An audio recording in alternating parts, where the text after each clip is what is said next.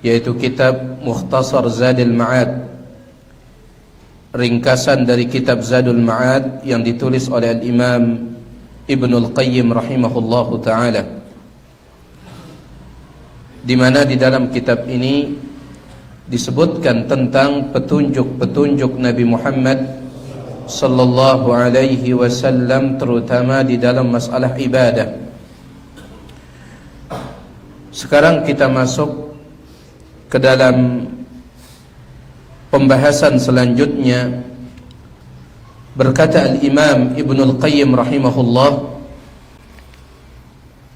faslun, sebuah pasal, sebuah pembahasan, fi hadihi sallallahu alaihi wasallam fil janaizi, berkaitan dengan petunjuk Nabi sallallahu alaihi wasallam di dalam masalah al-janaiz, yaitu jenazah. Bagaimana petunjuk Nabi alaihi salatu wasallam terkait dengan masalah jenazah atau kematian. Kata Imam Ibnul Qayyim rahimahullah, kana hadiyuhu sallallahu alaihi wasallam fil janaizi akmalal hadiyi. Petunjuk Nabi sallallahu alaihi wasallam yang berkaitan dengan masalah jenazah, akmalal hadiyi, merupakan petunjuk yang paling sempurna. Petunjuk Nabi sallallahu alaihi wasallam, ajaran Nabi sallallahu alaihi wasallam, siara kaitanna kanca masalah kematian, siara kaitanna kanca masalah jenazah, akmalal hadi, merupakan petunjuk yang paling sempurna. Dan ini sebenarnya bukan hanya masalah kematian, di dalam semua masalah petunjuk Nabi sallallahu alaihi wasallam yang terbaik. Pelungguh bicara masalah wudu, petunjuk Nabi yang terbaik. Pelungguh bicara masalah salat, petunjuk Nabi yang terbaik. Pelungguh bicara masalah jenazah, petunjuk Nabi yang terbaik. Puasa, zakat, haji, umrah, berbakti kepada kedua orang tua, bertetangga, dan seterusnya. Di dalam semua masalah petunjuk Nabi yang terbaik. Kenapa? Karena beliau sallallahu alaihi wasallam telah menyebutkan, wa khairul hadi hadi Muhammadin sallallahu alaihi wasallam. Sebaik-baik petunjuk Nabi Muhammad sallallahu alaihi wasallam. Ya. Termasuk di dalam masalah jenazah atau kematian. Nanti kita akan sebutkan secara terperinci Nabi sallallahu alaihi wasallam ketika putra beliau Ibrahim meninggal dunia, Nabi sallallahu alaihi wasallam menangis, meneteskan air mata. Kemudian beliau mengatakan, innal aina tadma', sesungguhnya air mata mengalir. Wa innal qalba yahzan, dan hati merasa sedih. Wala naqulu illa ma yurdi rabbana, tetapi kita tidak akan mengucapkan ucapan kecuali yang membuat Allah ridha. Meskipun air mata netes, hati sedih, tetap ucapan ini dikontrol. Wa inna bi firaqika ya Ibrahim lamahzunun, dan kami sangat sedih berpisah denganmu wahai Ibrahim. Jadi Nabi alaihissalam sedih, bahkan nangis. Baik. Syekhul Islam Ibnu Taimiyah di dalam kitab beliau At-Tuhfatul Iraqiyah, beliau menyebutkan ada sebagian orang, kata beliau, terutama orang-orang yang menamakan diri mereka arifun. Apa itu arifun? Orang yang ma'rifah dengan si ma'rifat, ya, syariat, tarekat, hakikat, ma'rifat.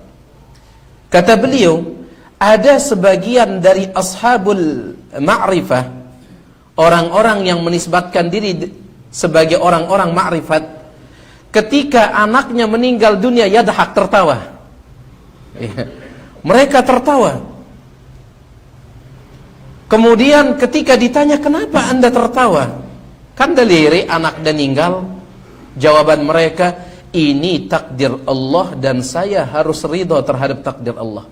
Setelah itu dia mengatakan, heran saya, kata dia, kenapa Nabi menangis ketika anaknya meninggal dunia? Kenapa? Padahal beliau manusia yang paling ridha. Harusnya beliau tidak nangis, kata dia.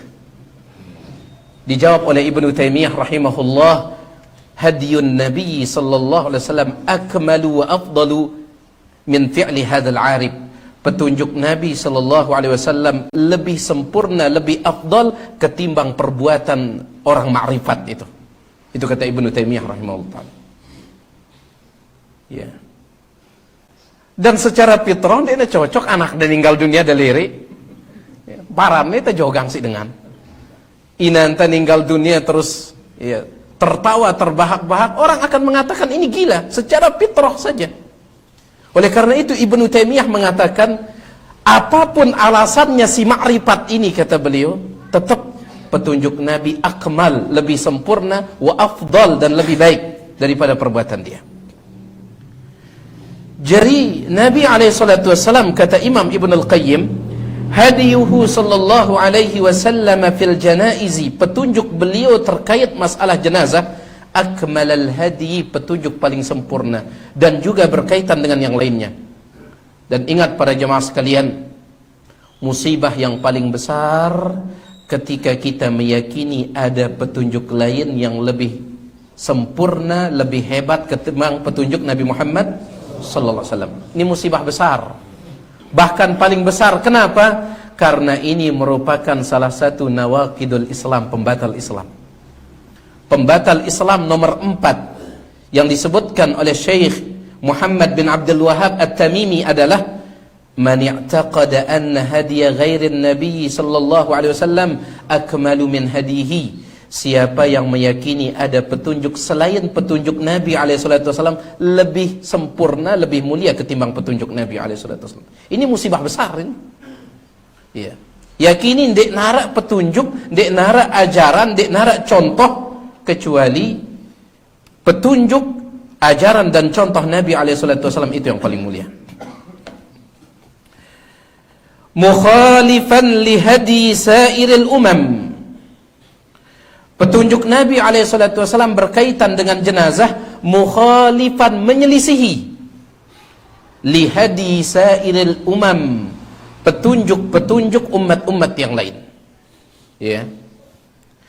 Mustamilan 'alal ihsani ilal mayyiti, petunjuk beliau berkaitan dengan kematian itu mengandung perbuatan baik kepada mayit itu. Subhanallah, coba pelungguh perhatikan kewajiban-kewajiban yang diwajibkan oleh agama, yang dicontohkan oleh Nabi Muhammad sallallahu alaihi wasallam, yang berkaitan dengan jenazah, itu adalah perbuatan baik kepada jenazah itu. Apa kewajiban telah menarak dengan meninggal dunia? Si pertama, memandikan. Berarti itu perbuatan baik kepada jenazah itu, kita mandikan. Yang kedua, mengkafankan, perbuatan baik untuk jenazah itu, kita berbuat baik kepada dia. Yang ketiga, mensolatkan, apalagi kalau yang mensolatkannya 40 orang, apalagi lebih. Dalam hadis riwayat Imam Muslim, Nabi SAW bersabda, ma min rajulin muslimin yamut, ndek nara sopok muslim meninggal dunia, tidak ada seorang muslim meninggal dunia, fayakumu ala janazatihi 40 rajulan, kemudian jenazahnya disolatkan paling tidak 40 orang, la yusyrikuna billah, yang 40 orang ini bertauhid, tidak berbuat syirik kepada Allah, illa syafa'ahumullahu fih, kecuali Allah akan berikan syafaat kepada mayit itu melalui perantara mereka. Kan ini perbuatan baik kepada si mayit. Nah, ini petunjuk Nabi SAW. Kemudian dikuburkan. Nanti selesai penguburan, apa kewajiban? Doakan si mayit. Kita berbuat baik kepada si mayit. Mintakan dia supaya diampuni oleh Allah, mintakan dia supaya diberikan keteguhan oleh Allah menjawab pertanyaan malaikat. Jadi Imam Ibnul Qayyim mengatakan petunjuk Nabi berkaitan dengan kematian, mustamilan 'alal ihsani ilal mayyit, mengandung perbuatan baik kepada mayit itu. Pelungguh keluar dari petunjuk itu justru perbuatan buruk kepada mayit itu. Nabi SAW menyebutkan dalam hadis riwayat Bukhari Muslim dari Umar ibn al-Khattab, innal mayyita yu'adzabu fi qabrihi bima niha alaih. Sesungguhnya mayit jenazah disiksa di dalam kuburnya gara-gara ratapan keluarganya. Gara-gara ratapan keluarganya. Disiksa dalam kuburnya gara-gara ratapan keluarganya. Pertanyaan tiang, meratapi jenazah petunjuk Nabi atau tidak? Tidak. Nah, keluar dari petunjuk Nabi SAW jadi keburukan bagi si mayit. Sesuai dengan petunjuk Nabi SAW kebaikan bagi si mayit. Subhanallah. Idza sugul dari petunjuk Nabi jadi keburukan untuk mayit. Innal mayyita yu'adzabu fi qabri. Mayit disiksa di dalam kuburnya bimaniha alaih gara-gara ratapan keluarganya. Meskipun ada perincian tentang masalah ini disebutkan oleh para ulama. Wa muamalatihi bima yanfa'uhu fi qabrihi. Kebaikan yang bermanfaat bagi mayit di dalam kuburnya. Ya. Selesai penguburan, doakan dia. Ini bermanfaat untuk dia di dalam kubur.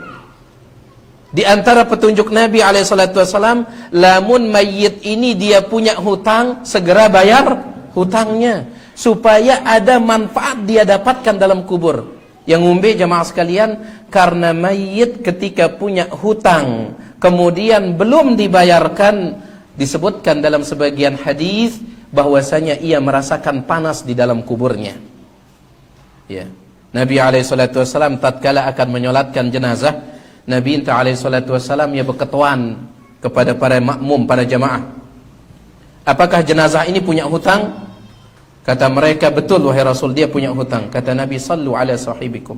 Kalau begitu pelunggu-pelunggu saja yang menyolatkannya, saya tidak mau. Sampai ada seorang sahabat mengatakan, ya Rasulullah, izinkan saya menanggung hutangnya. Izinkan saya menanggung hutangnya. Yang penting antum mau menyolatkan dia. Akhirnya Nabi SAW mengatakan, alaika dainu. Kalau begitu engkau yang tanggung. Baik. Akhirnya disolatkan oleh Nabi SAW. Kemudian setiap kali bertemu dengan sahabat yang berjanji akan nanggung hutang itu, Nabi selalu nanya, ma fa'alat dinaran, berembe kabar hutang itu, sudah bayar belum? Kata dia, ya Rasulullah, belum, tapi selesai nguburangnya ini. Setiap kali bertemu, sampai akhirnya sahabat itu mengatakan, qad qadaituhuma, sudah saya bayar wahai Rasul, 2 dinar itu sudah saya bayar. Kata Nabi SAW, al-ana barratta jildah, sekarang engkau sudah mendinginkan kulitnya.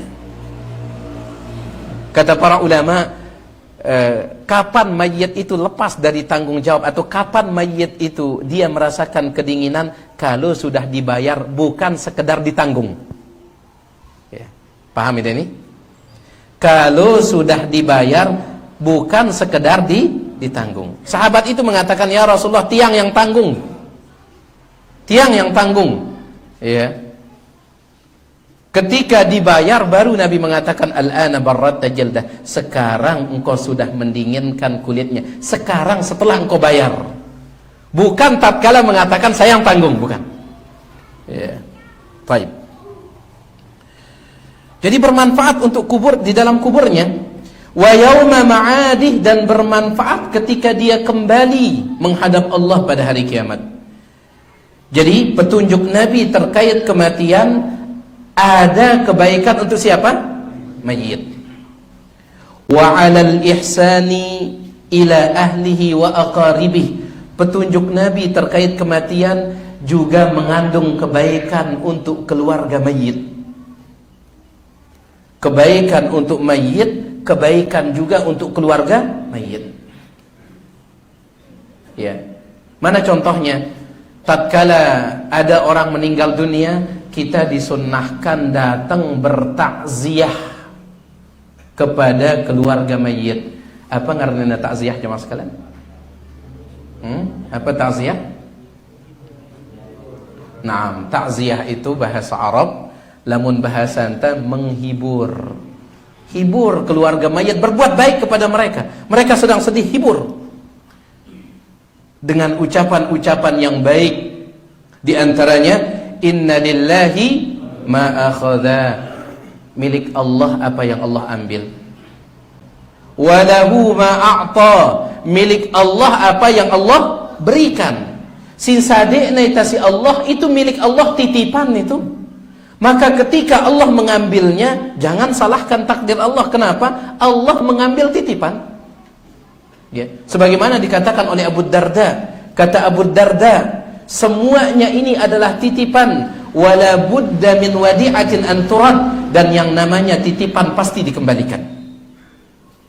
Wa kullu syai'in 'indahu bi ajalin musamma, dan segala sesuatu punya batas waktu di sisi Allah Subhanahu wa taala.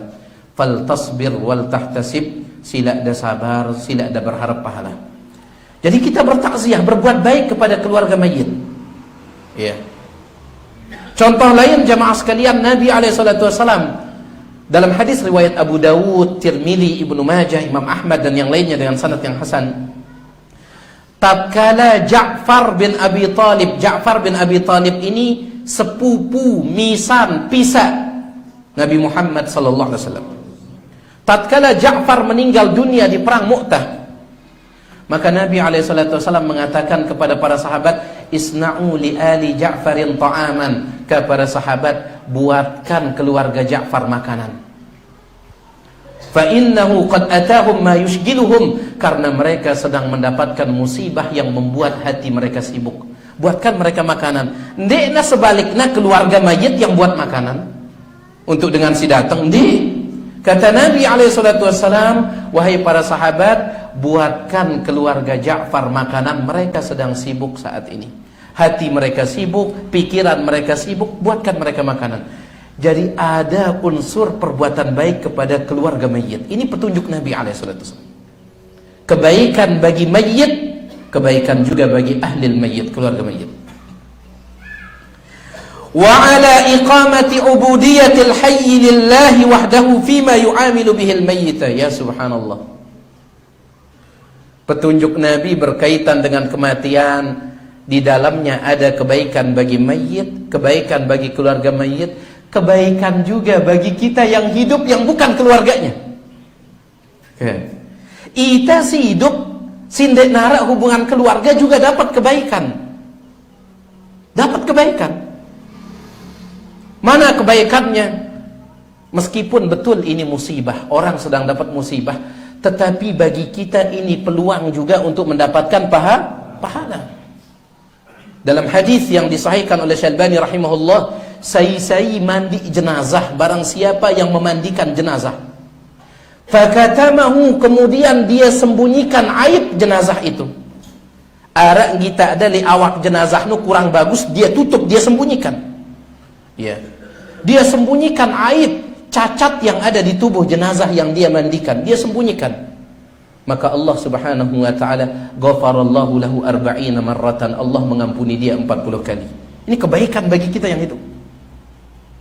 Nabi alaihi salatu wasallam mengatakan, siapa yang mengkafankan jenazah dengan penuh keikhlasan, Allah akan berikan dia pakaian dari surga.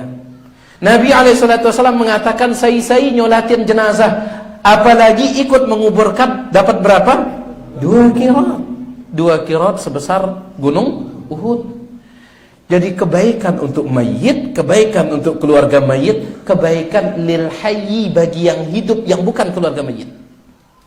Subhanallah. Bagi tak sempurnanya petunjuk Nabi alaihi salatu wasallam, maka petunjuk mana lagi yang ingin kita cari? Ya. Ajaran mana lagi yang ingin kita cari? Masa ajaran yang sempurna seperti ini kita ingin tukar dengan ajaran yang lain yang penuh dengan kekurangan. Wa tajhizihi ila Allah ala ahsani ahwalihi wa afdaliha. Kemudian petunjuk Nabi alaihi salatu wasallam berkaitan dengan jenazah adalah menyiapkan jenazah itu untuk pulang kepada Allah dalam kondisi yang terbaik, dalam kondisi yang paling afdal. Taib, ini dia muqaddimah dari Imam Ibnul Qayyim rahimahullah tentang petunjuk Nabi alaihi salatu wassalam. Maka para jamaah sekalian, sebagaimana diingatkan oleh Syalbani rahimahullahu taala dalam kitab Ahkamul Janaiz, di antara wasiat yang paling penting di zaman ini, di antara wasiat si paling penting di zaman ini, kata Syalbani rahimahullah, adalah berwasiat kepada keluarga kita. Apa wasiat kita? Kalau saya meninggal dunia, tolong urus jenazah saya sesuai sunnah Rasulullah sallallahu alaihi wasallam, karena itu yang paling mulia, yang paling afdal, paling sempurna. Kebaikan untuk saya nanti kalau sudah meninggal dunia, kebaikan untuk kalian sebagai keluarga, dan kebaikan untuk kaum muslimin yang masih hidup. Ya. Ini wasiat yang sangat penting sekali. Lamun tiang meninggal dunia, urus jenazah tiang sesuai sunnah. Ini wasiat yang paling penting terutama di zaman ini, kata Syalbani rahimahullah ta'ala. Fa'awwalu dzalika, petunjuk Nabi sallallahu alaihi wasallam berkaitan dengan kematian dimulai, atau berkaitan dengan masalah jenazah dimulai, ta'ahuduhu fi maradihi, mulai ketika si mayit itu masih hidup tetapi sedang sakit. Tatkala mayit itu masih sakit, wah arak petunjuk Nabi alaihi salatu wasallam di sana. Apa petunjuk beliau? Ta'ahuduhu, perhatikan dia ketika dia sedang sakit. Jenguk dia, ya. Dan duit gati jamaah sekalian dalil-dalil yang menganjurkan menjenguk orang sakit. Di antaranya dalam hadis riwayat Imam Muslim, Nabi sallallahu alaihi wasallam menyebutkan, innal muslima idza 'ada akhahu al-muslima lam yazal fi kharfatil jannah hatta yarji'a. Seorang muslim kalau menjenguk muslim yang lain yang sedang sakit, maka orang yang menjenguk tersebut senantiasa terus-menerus berada di dalam kebun surga. Ya. Senantiasa berada dalam kebun surga hatta yarji', sampai dia pulang. Balagu dendek ke gara-gara hadis ini ninduk idale itu. Di tiang meleulik katanya. Ya. Mayit orang yang sakit ingin istirahat, nanti dulu. Saya ingin tetap berada di taman surga ini, kebun surga. Bandi so. Ya, bukan berarti seperti itu pemahamannya jemaah sekalian. Ini menunjukkan betapa besarnya keutamaan menjenguk orang sakit. Dalam hadis yang lain yang diriwayatkan oleh Imam Ahmad dengan sanad yang disahihkan oleh Syalbani, Nabi SAW mengatakan, man 'ada musliman, siapa yang menjenguk orang sakit, lam yazal yakhudu fir rahmati hatta yajlisa, maka dia seperti berenang di dalam rahmat Allah sampai dia duduk di samping orang yang sakit itu. Jadi mulai sugul dari rumah, mulai dari keluar rumah, ya, seperti pelungguh berenang di rahmat Allah sampai dia duduk. Fa idza jalasa igtamasa fiha, kalau dia sudah duduk di samping orang yang sakit itu, dia tenggelam di dalam rahmat Allah. Tenggelam di dalam rahmat Allah bagus atau tidak? Bagus. Tenggelam dalam rahmat Allah. Ya. Tenggelam di Pulau Lampu bro, bahaya. Tenggelam di dalam rahmat Allah, ya bagus ini. Nabi SAW mengatakan ketika dia keluar seperti berenang dalam rahmat Allah. Tapi kalau sudah duduk di samping orang yang sakit, igtamasa fiha, tenggelam dalam rahmat Allah. Dalam hadis yang lain riwayat Imam Tirmidzi juga dengan sanad yang sahih, Nabi SAW mengatakan, ma min muslimin 'ada maridan fi gudwatin, tidaklah seorang muslim menjenguk orang sakit di pagi hari. Lamun da bejango le klemakno da bejango, ya, illa shalla alaihi 70,000 malakin hatta yumsiya, maka 70.000 malaikat mendoakan dia sampai dia tiba di waktu sore. Kita si bejango didoakan oleh malaikat 70.000 malaikat. Ya.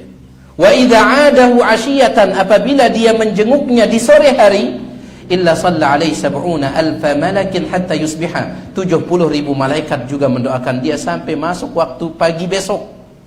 Wa kana lahu kharifun fil jannah, dan Allah menyiapkan bagi dia kebun di dalam surga. Jadi ini dia petunjuk Nabi yang pertama berkaitan dengan jenazah. Ya, ketika dia masih hidup, tatkala sakit, perhatikan dia. Wa tadhkiruhul akhirata, ingatkan dia tentang akhirat. Tatkala anda bejangono, ingatang tentang akhirat. Ndek kita ingatang tentang dunia. Lah sakit dah parah jamak saya, tagen ngurus kebon dah jamak ni.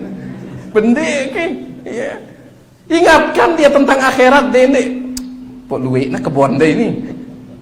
Dia demelin jual ya ke. Toib, jangan. Ingatkan dia tentang akhirat, bukan tentang dunia. Bukan. Baik.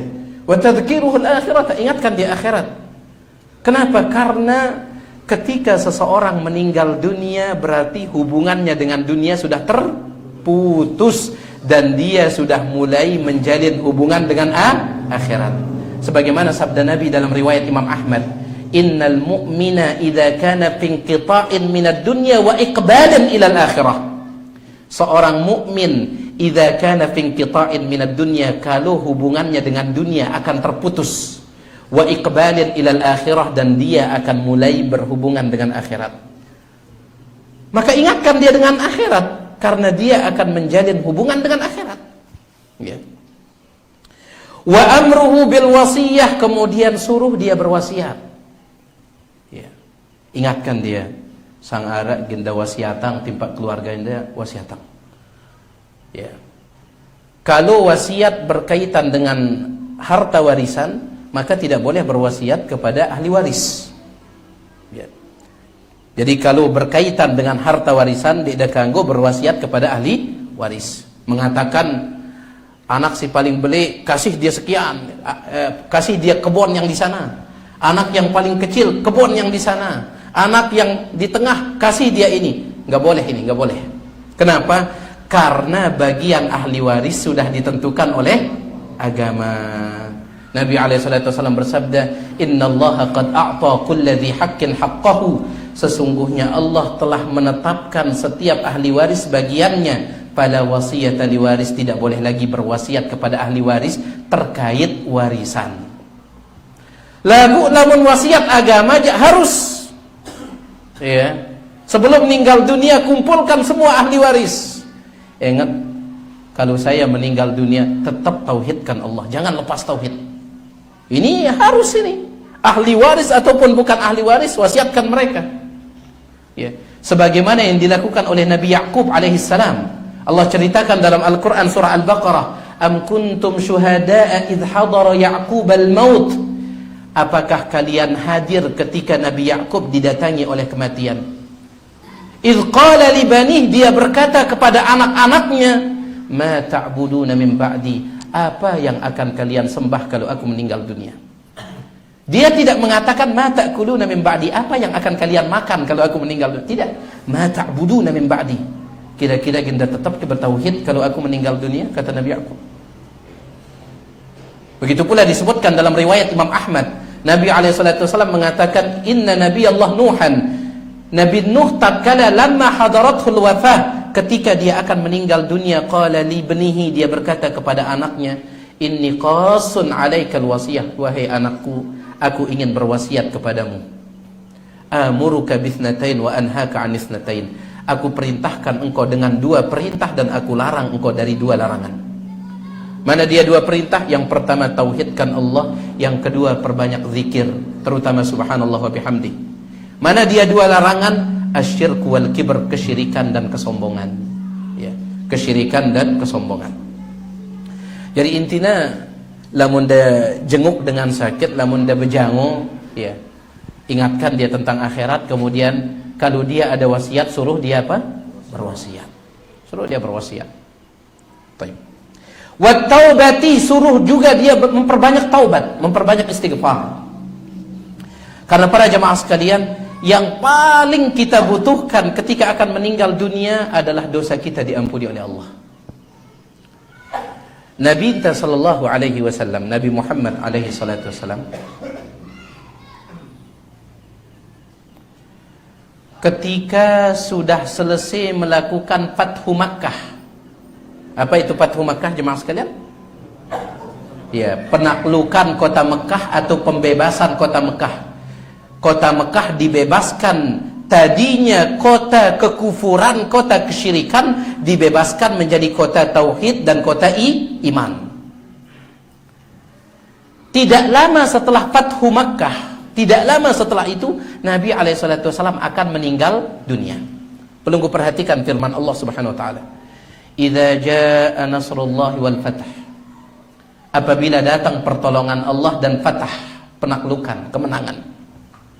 Wa ra'aitan nasa yadkhuluna fi dinillahi afwaja. Dan engkau wahai Muhammad melihat manusia masuk ke dalam Islam berbondong-bondong. Berbondong-bondong. Apa kata Abdullah bin Abbas? Ayat ini turun sebagai pengumuman bahwasanya ajal Nabi Muhammad sallallahu alaihi wasallam sudah dekat. Ayat ini turun sebagai pengumuman dari Allah bahwasanya ajal Nabi Muhammad sallallahu alaihi wasallam sudah dekat. Karena ajal beliau sudah dekat, apa yang Allah perintahkan? Lanjutkan ayatnya. Fasabbih bihamdi rabbik. Sucikanlah dan pujilah Tuhanmu, wastaghfirhu, dan perbanyak istighfar. Karena engkau akan meninggal dunia, perbanyak istighfar. Maka ketika turun surah ini, apa kata para ulama? Bacaan sujud Nabi yang paling sering beliau baca adalah Subhanakallahumma rabbana wa bihamdika Allahumma gfirli. Sebelum turun ayat ini, sebelum turun surat ini, beliau sering membaca Subhana rabbiyal a'la, Subhana rabbiyal a'la, Subhana rabbiyal a'la. Bacaan yang lain juga. Lagu setelah turun ayat ini, surah ini, beliau paling sering membaca Subhanakallahumma rabbana wa bihamdika Allahumma gfirli, ya Allah ampuni aku. Ya Allah ampuni aku. Jadi yang paling kita butuhkan tatkala akan meninggal dunia ampunan Allah Subhanahu wa taala. Makanya lamun pelungguh bejango, ya, ingatkan dia tentang akhirat. Kalau dia punya wasiat, suruh dia berwasiat. Kemudian yang ketiga, suruh dia untuk bertaubat. Perbanyak istighfar. Ya. Selanjutnya, wa amru man hadarahu bitalqinihi syahadata an la ilaha illallah. Petunjuk beliau seterusnya adalah beliau mengajarkan, ya, Nabi Muhammad sallallahu alaihi wasallam mengajarkan kepada orang yang hadir ida siara li deket dengan si akan meninggal dunia, yang akan meninggal dunia. Itu diperintahkan untuk mentalkinkannya syahadat la ilaha illallah litakuna akhir kalamihi, supaya syahadat la ilaha illallah menjadi ucapan yang terakhir. Ya beli aluk ruan ini dah kodeang. Baik, alhamdulillah. Jadi yang hadir, ya, terang beliang tu Malik. Baik, alhamdulillah, alhamdulillah.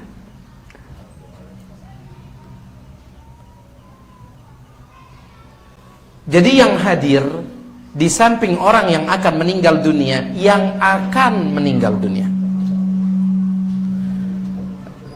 Atau suara tiangnya beli lalu ke? Betul, dia tahu lah ngadu mic ke? Ya beli suara tiang ruan ini. Dah, tes. Naam, alhamdulillah. Yang akan meninggal dunia, itu yang ditalkinkan. Ya, bukan mentalkinkan yang sudah meninggal dunia. Disebutkan oleh Imam Ibnul Qayyim nanti tentang talqin setelah meninggal dunia. Tatkala dikuburkan, beliau sebutkan di sana, ya, di dalam kitab beliau Zadul Ma'ad ini, kata beliau, "Fahadha hadithun la yasihhu raf'uhu." Ada dalilnya tentang talqin setelah penguburan, ada. Tetapi dalilnya tidak sahih, tidak boleh dikatakan ini hadis Nabi Muhammad sallallahu alaihi wasallam. Masalah arak dalilnya aja arak, cuman dalil dikna sahih. Ya. Dalil yang tidak sahih sama artinya tidak ada dalil. Sama artinya tidak ada dalil. Yang ada dalilnya dalam hadis riwayat Imam Muslim, Nabi SAW mengatakan, "Lakinu mautakum la ilaha illallah." Talkinkan mayit kalian la ilaha illallah. Apa maksudnya mayit di sini? Yang sudah jadi mayit atau yang belum jadi mayit? Sudah atau belum? Kan mayit. Taib. Kenapa? Padahal dia belum meninggal, kenapa disebut mayit? Karena sebentar lagi dia akan jadi mayit.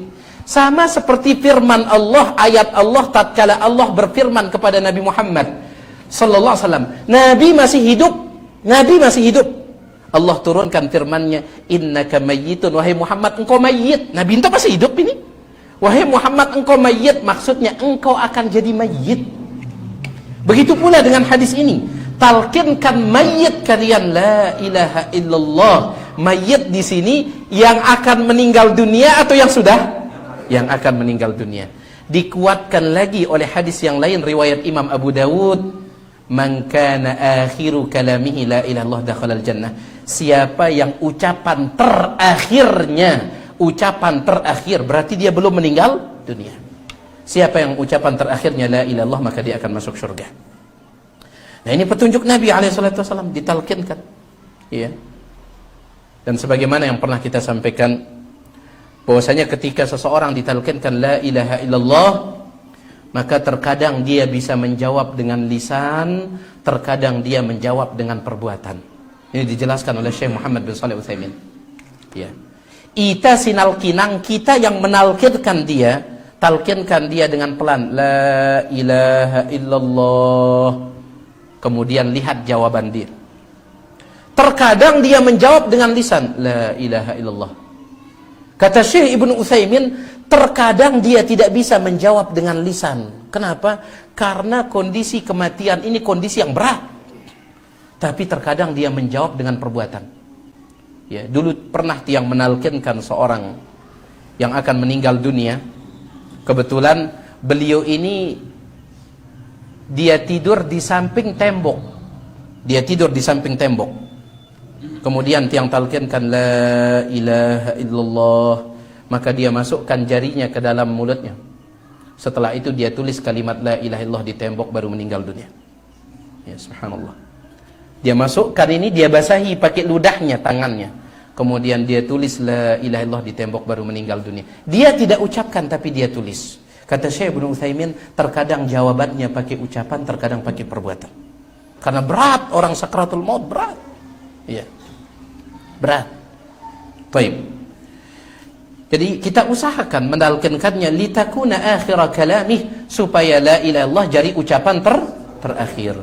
Adapun hadis yang mengatakan lakinu mautakum la ilaha illallah wa Muhammadar Rasulullah, hadis ini tidak sahih. Jadi cukup la ilaha illallah, cukup. Dia tidak perlu tambahan Muhammadan Rasulullah, anna Muhammadar Rasulullah, tidak perlu. Hadisnya tidak sahih tambahan ini. Yang sahih cukup la ilaha illallah.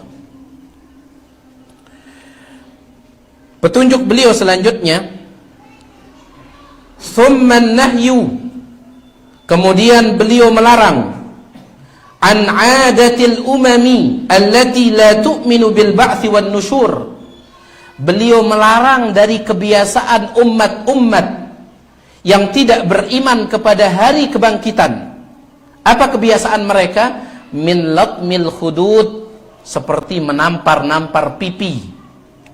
Wasyakkil thiyab, merobek-robek pakaian. Wa halqir ru'us, mencukur rambut, membotakkan kepala. Wa raf'is sauti bin nadbi wan niyahah, meratap. Wa tawabi'i dzalik, dan hal-hal yang semisalnya. Ini kebiasaan dengan jahiliyah, jemaah sekalian, layak dengan jahiliyah. Lamun ara keluargana ninggal dunia, maka mereka menampar-nampar pipi sebagai bentuk tidak terima terhadap takdir. Mereka tampar-tampar pipi. Kalau mereka tidak menampar pipi, syaqqul al-juyub, mereka robek-robek pakaian. Ya. Atau sebagian terkadang ibu-ibu memecahkan piring. Ya. Tidak terima anaknya meninggal dunia, misalkan orang tuanya meninggal dunia, dipecahkan piring. Ini kebiasaan jahiliyah. Wa halqir ru'us, kemudian mereka membotakkan kepala. Ada kebiasaan-kebiasaan seperti ini. Tiang pernah melihat di sebuah video, ada sebuah adat di sebuah tempat. Ya, tidak perlu kita sebut. Ada sebuah adat di sebuah tempat di negara kita ini. Kalau keluarganya meninggal dunia, ya, misalkan suaminya meninggal dunia, maka istrinya itu harus potong jari. Istrinya harus potong jari. Kalau anaknya meninggal dunia lagi, dia potong lagi jarinya. Ya. Jadi kalau pelungguh lihat jari tangan kanannya itu hanya 1, 4 hilang, berarti sudah 4 keluarganya meninggal. Setiap anak meninggal potong. Subhanallah. Kalau orang jahiliyah dulu, mereka sekedar botak kepala. Ini botak ima ini. Ya. Jarinya dibotakin. Begitu pula meratap. Yang dimaksud dengan meratap adalah ya, mengucapkan kalimat-kalimat yang menunjukkan tidak ridha, tidak terima terhadap takdir Allah. Bukan nangis. Lamun nangis jamaah sekalian, anak dan meninggal dunia dan nangis, ya, tetapi tetap menjaga ucapan. Maka ini kata Imam Ibnu Taimiyah di dalam kitab At-Tuhfatul Iraqiyah, dianjurkan meneteskan air mata ketika ada keluarga meninggal dunia, tapi sekedar meneteskan air mata, kata beliau. Kenapa? Karena Nabi SAW dulu meneteskan air mata. Ya, meneteskan air mata. Ya. Makanya beliau mengatakan, innal aina tadma', air mata menetes, wal qalba yahzan, hati sedih, wala naqulu illa ma yurdi rabbana, tetapi kita tidak akan mengucapkan kecuali apa yang membuat Allah ridha. Nah, ini dia petunjuk Nabi SAW sebagai muqaddimah, sebagai pendahuluan tentang berkaitan dengan masalah kematian. Ya, insyaallah nanti kita akan lanjutkan lagi pembahasan ini yang disebutkan oleh Imam Ibnul Qayyim dalam kitab beliau Zadul Ma'ad. Kalau ada yang pelungguh ingin tanyakan, yang persilahkan selesai azan kalau ada.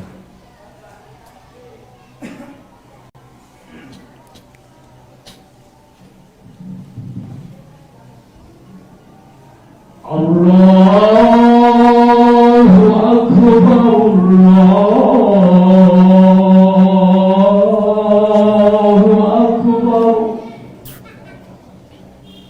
Allahu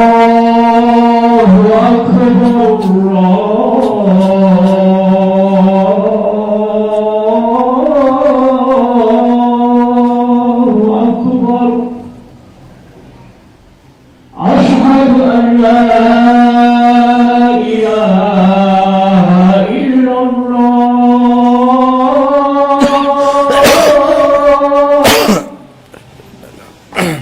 Asyhadu an la ilaha illallah.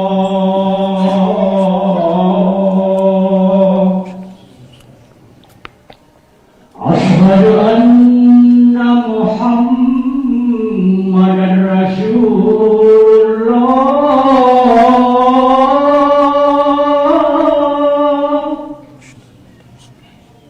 Asyhadu anna Muhammadan Rasulullah.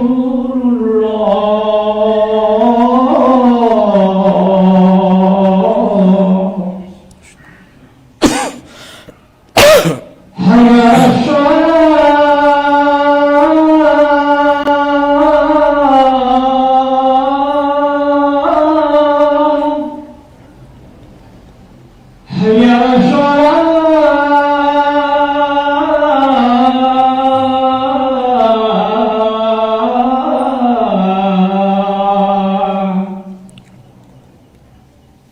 Hayya 'alal falah.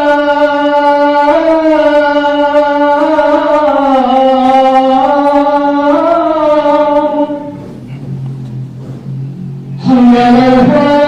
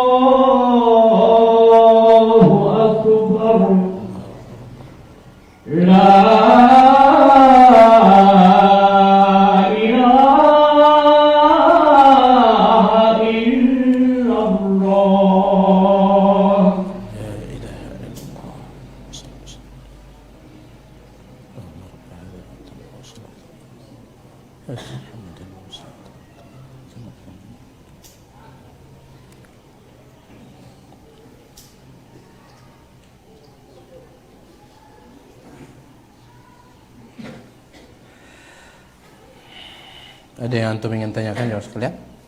Sila, dokter. Jadi terkait dengan tadi keutamaan menjadi orang sakit, kita sebagai bangsa kesehatan ini kita akan mengobati orang ini ke misalnya kita pernah untuk menjadi orang sakit di sini, nah maka kita di sini dapat keutamaan. Masya Allah. Untung dia jadi dokter kah? Baik. Tentang keutamaan orang menjenguk orang sakit. Dokter, ya, dokter yang mendatangi pasiennya, kalau dia niatkan untuk menjenguk pasiennya juga, apakah dapat dia keutamaan itu? Ingat, innamal a'malu binniyat wa innamal likulli imri'in ma nawa. Setiap amalan bergantung pada niat, dan setiap orang insyaallah akan mendapatkan apa yang dia niatkan. Fadlullahi wasi', ya, karunia Allah itu luas, ya. Taib. Jadi ini termasuk salah satu, makanya Imam Syafi'i rahimahullah, beliau pernah mengatakan pekerjaan duniawi yang paling afdal menurut beliau adalah jadi dokter, kata beliau. Sang ini entah di antara kelebihannya, ya. Tapi tentunya ada khilaf tentang masalah ini. Ada juga yang mengatakan jadi ini, jadi itu, ya. Jadi tergantung niat. Wallahu taala a'la wa a'lam.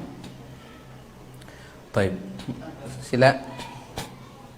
Hadis Nabi yang mengatakan barang siapa yang meninggal, anak laki-lakinya meninggal, kemudian dia mengucapkan alhamdulillah, dia akan dibangunkan di rumah di surga. Maksudnya apakah ada ketentuan-ketentuan untuk melakukan amalan ini? Apa sekedar gamblang kita mengatakan alhamdulillah kemudian melakukan amalan? Baik. Ucapan alhamdulillah itu ucapan apa itu? Pujian. Makanya sering kita ingatkan jemaah sekalian, bedakan antara bersyukur dengan memuji. Bedakan. Kalau bersyukur itu khusus tatkala dapat nikmat. Itu bersyukur khusus tatkala dapat nikmat. Tatkala dapat musibah bersabar. Sebagaimana firman Allah, wa basyiris sabirin, sampaikan kabar gembira kepada orang yang sabar, alladzina idza asabathum musibah, yang ketika mendapatkan musibah. Jadi bersyukur khusus tatkala nikmat, bersabar khusus tatkala musibah. Adapun memuji tidak perlu menunggu datangnya nikmat. Kita puji Allah di setiap kondisi. Makanya Nabi SAW tatkala dapat nikmat beliau memuji Allah. Alhamdulillahilladzi bi ni'matihi tatimmus shalihat. Segala puji bagi Allah yang dengan nikmatnya amal saleh sempurna. Tatkala dapat musibah beliau juga muji Allah. Alhamdulillahi ala kulli hal. Segala puji bagi Allah di setiap keadaan. Jadi memuji di sana, alhamdulillah di sana itu memuji Allah, bukan bersyukur, memuji Allah. Memuji. Kenapa? Karena Allah itu dipuji karena dua hal, kata para ulama. Memuji itu karena dua hal. Kalau bersyukur karena dapat nikmat. Kalau memuji karena dua hal. Yang pertama, ketika dapat nikmat puji Allah. Alhamdulillah, alladzi bi ni'matihi tatimmus shalihat. Adapun sebab yang kedua kita memuji Allah adalah karena kesempurnaan Allah. Tatkala Allah memberikan kita musibah, Allah tetap sempurna tidak? Allah tetap sempurna, maka dia tetap dipuji. Ya, sifatnya tetap sempurna, perbuatannya tetap sempurna, namanya tetap sempurna, keputusannya tetap sempurna. Meskipun Allah turunkan musibah besar, itu tidak mengurangi kesempurnaan Allah, maka Allah tetap dipuji. Itu dia. Dan hadisnya diriwayatkan oleh Imam Tirmidzi. Hadis ini diperselisihkan oleh para ulama, sebagian ulama menghasankannya, di antaranya Syalbani. Jadi dalam hadis itu dikatakan apabila Allah mencabut nyawa seorang anak, ya, maka Allah berkata kepada malaikat, hal qabattum walada abdi, apakah engkau mencabut nyawa anak hambaku? Malaikat mengatakan, iya ya Allah. Hal qabattum thamarata fuadih, engkau cabut nyawa buah hatinya? Kata malaikat, iya ya Allah. Madza qala abdi, lalu apa yang dikatakan oleh bapaknya, ibunya? Kata malaikat, hamidaka wastarja'a, mereka tetap memujimu dan mereka mengucapkan istirja', inna lillahi wa inna ilaihi raji'un. Jadi tetap memuji Allah, tapi tetap juga istirja'.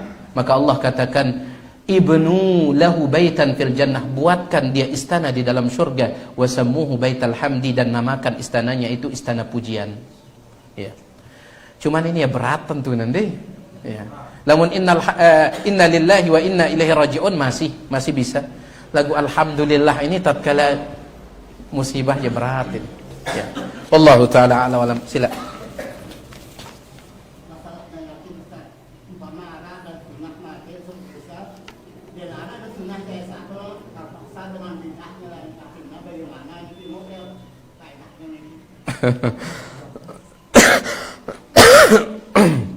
Mau ke faedah mayit no.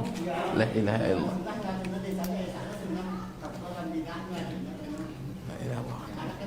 Ya. Mbeki batur sunnah no. Oh, try umpama ini deh. Itu umpama nggih. Taib umpama ya. Kita tetap ya tidak akan berucap kecuali dengan hadis Nabi sallallahu alaihi wasallam. Nabi alaihi salatu wasallam memberikan persyaratan dalam riwayat Imam Muslim yang tiang sampaikan tadi. Apabila seseorang meninggal dunia kemudian jenazahnya paling tidak disolatkan arba'una rajulan oleh 40 orang, paling tidak, paling kurang 40 orang. La yusyrikuna billahi syai'a. Mereka tidak berbuat syirik yang solat ini. Maka itu yang akan bermanfaat. Allah jadikan mereka sebagai sebab mayit ini mau syafaat. Syaratnya mereka tidak berbuat syirik. Bersulit lalu tandayat ahlul bid'ah di nenggawi syirik. Sulit. Serah ke urusannya kepada Allah sudah. Ya. Apakah ada manfaatnya bagi mayit? Serah sudah kepada Allah ini. Ya. Kenapa? Karena Nabi memberikan persyaratan la yusyrikuna billahi syai'a. Yang menyolatkan ini mereka tidak berbuat syirik. Jelas syaratnya. Dan kita tidak boleh berucap kecuali dengan sabda Nabi alaihi salatu wasallam. Allahu taala. Nggih. Ya. Ya gempel ke syirik kanca bid'ah no. Ya sulit terpisah. Ya sulit terpisah. Makanya dikatakan oleh Imam Ibnul Qayyim, al-bid'atu baridul kufri. Bid'ah itu adalah jalan menuju kekufuran, yaitu kesyirikan. Ya, bid'ah itu jalan menuju kesyirikan. Ya sulit lalu dipisah. Sulit kita temukan ada orang berbuat bid'ah kemudian tidak berbuat syirik. Sulit. Ya mungkin ada, cuman sulit. Pasang yang begempel berapa tiang tahu ya. Wallahu a'lam. Ya. Ya. Betul. Tadi dikatakan bahwa ketika Nabi anaknya meninggal dunia tidak menangis. Ketika anak kita menangis karena saking sayang kita, kemudian kita kadang-kadang sampai di suatu bulan. Apakah ini tidak termasuk merata? Kemudian yang kedua di masalah warisan. Jadi di alam Islam itu kan warisan itu wajib dibagi. Tapi kadang-kadang ada anak daripada seseorang itu ketika dia sakit atau membiarkan orang tuanya itu tidak pernah dijebak itu, membiarkan orangnya sakit. Apakah ini anak ini boleh tidak mendapatkan bagian? Baik. Tiang jawab yang kedua dulu, warisan. Anak sindikna berbakti, kenapa ya? Anak sindikna berbakti, apakah dia tetap dapat warisan? Ingat, warisan ini berkaitan dengan ketentuan Allah, bukan perasaan. Ya. Selama anak tersebut anak, meskipun dia durhaka tetap dapat bagian. Kenapa? Yang menentukan warisan itu bukan orang tua tetapi Allah. Makanya di dalam ayat warisan Allah tutup ayat warisan dengan mengatakan faridatan minallah. Ini semua ketentuan dari Allah. Ketentuan dari Allah. Ingat ini jemaah sekalian. Ndik da kanggo ngalangin anak da mau warisan gara-gara dia tidak berbakti. Tidak boleh. Ini ketentuan dari Allah, tidak ada kaitannya dengan perasaan. Ngumbe-ngumbe sakit angan da. Faridatan minallah. Ya, ini ketentuan dari Allah Subhanahu wa taala. Kecuali kalau dia melakukan hal-hal yang menurut agama sebagai penghalang dapat warisan. Contoh, anaknya murtad. Nabi SAW bersabda, la yarisul kafirul muslim. Orang kafir tidak boleh mendapatkan warisan dari orang muslim. Contoh, dia membunuh bapaknya. Bapaknya sakit, apa kata dia? Kan sudah meninggal bapak, nukah? Ya, melihat tamu warisan ini katanya. Akhirnya dia bunuh bapaknya. Dia ingin segera dapat warisan. Kaidah mengatakan man istajala syai'an qabla awanihi uqiba bihirmani. Barang siapa yang ingin mendapatkan sesuatu padahal belum tiba saatnya, maka dia dihukum dengan cara tidak mendapatkannya. Ya. Dia man saatnya ini. Nah, becatang mereka supaya cepat dapat warisan, maka hukumannya malah nggak dapat. Kalau ini disebutkan oleh dalil. Ya, cuman lamun masalah perasaan dia jangoita kanak dia sadek warisan. Makanya tiang katakan tadi tidak boleh berwasiat kepada ahli waris. Tidak boleh. Kenapa? Innallaha qad a'ta kulli dzi haqqin haqqah. Allah sudah menetapkan masing-masing bagian mereka. Adapun yang kedua, yang pertama tadi, yaitu kalau anak meninggal dunia kemudian kita nangis, ya.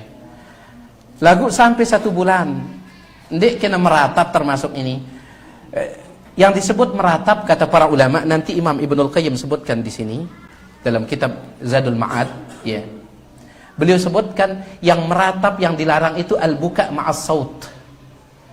Menangis disertai dengan ucapan-ucapan yang menunjukkan tidak terima terhadap takdir Allah. Itu meratap. Lamun nangis kadang sebagian dengan perasaannya ya lebih sensitif kadang, terutama ibu-ibu, ya. Anaknya meninggal dunia, kadang sampai 3 minggu masih kepikiran, maka ini wajar nih, ya wajar. Selama dia tetap menahan lisannya. Cuman tetap sih saya ingatkan ya, tetap saya ingatkan supaya jangan berlarut-larut dalam kesedihan, jangan. Ya, jangan berlarut-larut dalam kesedihan. Ya, Allahu taala a'la wa a'lam.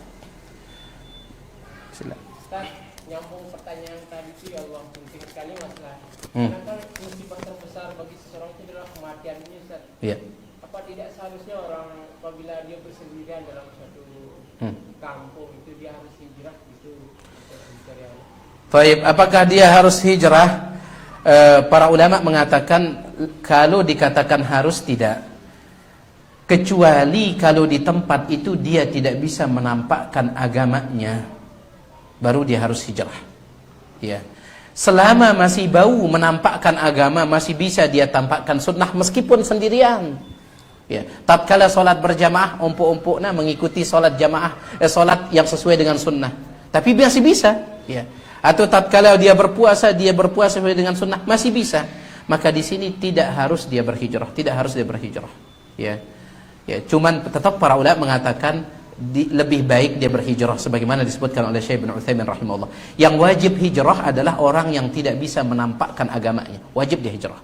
Tapi kalau dia masih bisa menampakkan agamanya, ya, maka dia di sini sekedar dianjurkan, ya. Wallahu taala a'lam wa a'lam.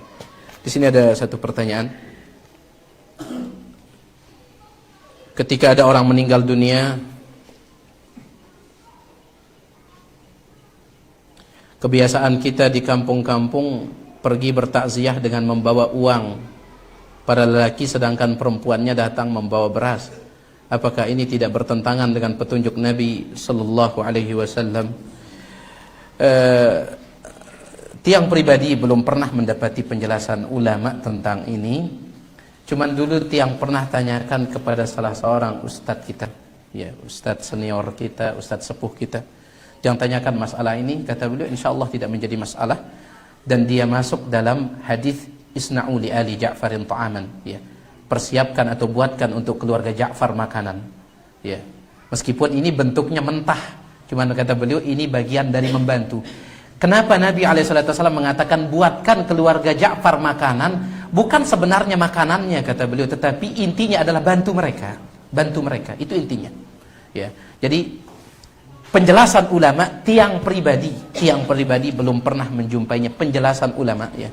Cuman tiang tanyakan langsung kepada salah seorang ustadz sepuh kita, dan ini jawaban beliau. Jadi insyaallah tidak menjadi masalah kata beliau.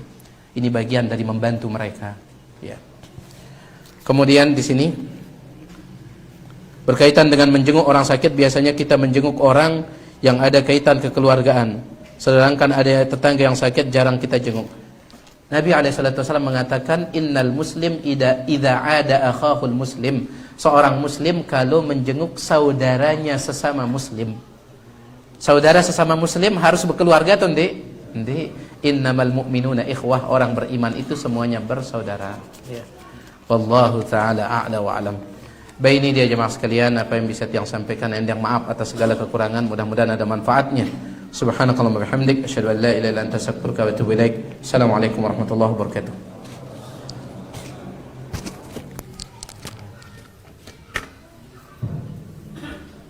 Allah